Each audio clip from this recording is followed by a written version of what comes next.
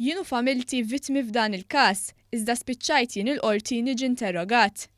Kliem il-Prim Ministru Joseph Muscat meta l-ġimgħa filgħodu xehed quddiem l-imħallef Robert Mangione f'kawża kostituzzjonali li fetaħ il-kap tal-Oppożizzjoni Adrian Delija kontra l-Avukat Ġenerali dwar il-pubblikazzjoni sħiħa tal-inkjesta Egrant.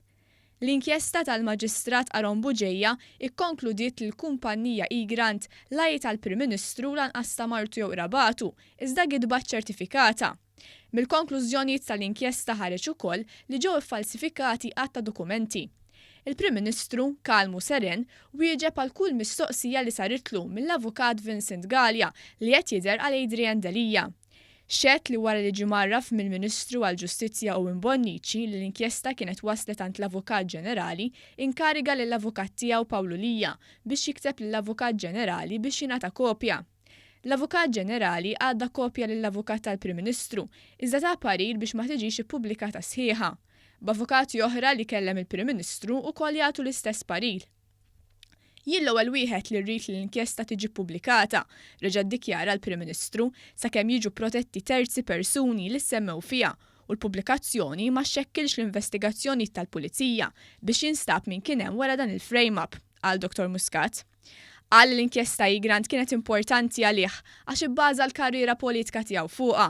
Qal li rid kopja biex jikkomunika mal-poplu l-aħbar ta' jekk hux se jirreżenja jew le, minħabba li kien qal li jekk jinstab li Egrant ta' martu jew ta' xi ħadd minn rabatu kien jirreżenja minnu fih. Xedt li peress li ma qabilx mal-Avukat Ġenerali li l-inkjesta ma tiġix ippubblikata kollha, ikkonsulta mal-Ministru għall-Ġustizzja, l-Avukat tiegħu u mal-Kap tal-Komunikazzjoni tal-Gvern Kurt Farrugia biex jaraw kif se jikkomunikaw l-aħbar tal-inkjesta bla ma jippreġudikaw il-każ b'dak li kien sejt fil-konferenza tal-aħbarijiet. Dr. Muscat qal li għadu sal-lum jara l-inkjesta li l-konklużjonijiet tagħha kienu prova ċara li saret gidba fil-konfront tiegħu ta' familtu. Qal li f'April tal-2017 għamel xi ħaġa bla preċedent meta talab li tiġi investigata l-allegazzjoni kontri hu familtu.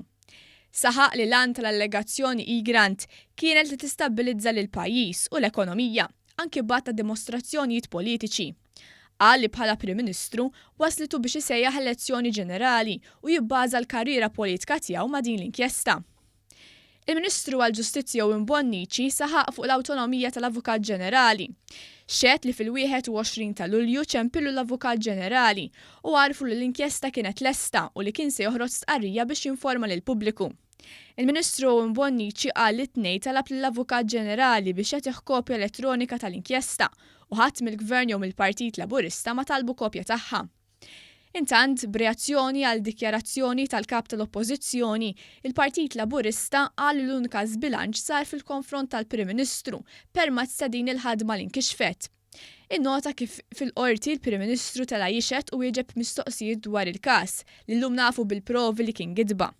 Ittama li l-kawża ma twassalx biex ma ssirx ġustizzja ma' min sofra għax il-każ ikun preġudikat u allura tagħti ċans li dawk responsabbli biex ma jeħdux dak li ħaqhom. Il-Partit Laburista saħaq li l-kap tal-Oppożizzjoni flimkien ma' dawk li għal-bidu ddeċida li għandu jneħħi wara li ħarġu l-konklużjonijiet ma jżawx din l-okkażjoni sabiex tkompli ssir ħsara.